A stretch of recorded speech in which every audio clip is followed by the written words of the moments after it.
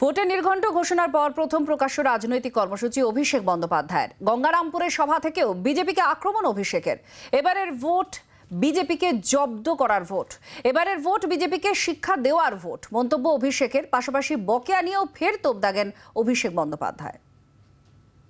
আপনারা 2019 সালে ভারতীয় জনতা পার্টিকে জিতিয়ে কি পেলেন? এত বড় একটা শূন্য। যাদেরকে জিতিয়েছেন তারাই চিঠি লিখে দিল্লির নেতাদের পায়ে ধরে বলেছে বালুরঘাটের লোকের টাকা বন্ধ করে দাও। আগামী ভোট এদেরকে জব্দ করার ভোট। এই ভোট বিজেপিকে উচিত শিক্ষা দেওয়ার ভোট।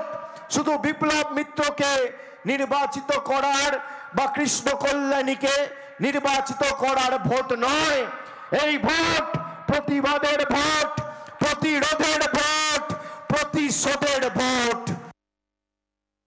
2021-এ বিধানসভা নির্বাচনে হেরে যাওয়ার পরে এরা বাংলার আবাসের টাকা বন্ধ করে রেখেছে, 100 দিনের টাকা বন্ধ করে রেখেছে।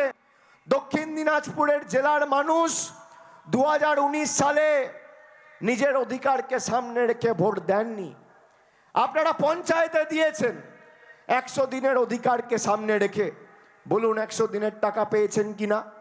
যাকে ইচ্ছা আপনি তাকে ভোট দিন, কেউ বারণ করবে না।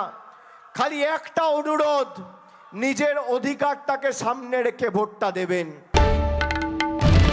বাংলার আওয়াজ, বাঙালির আবেগ, জি 24 ঘন্টা।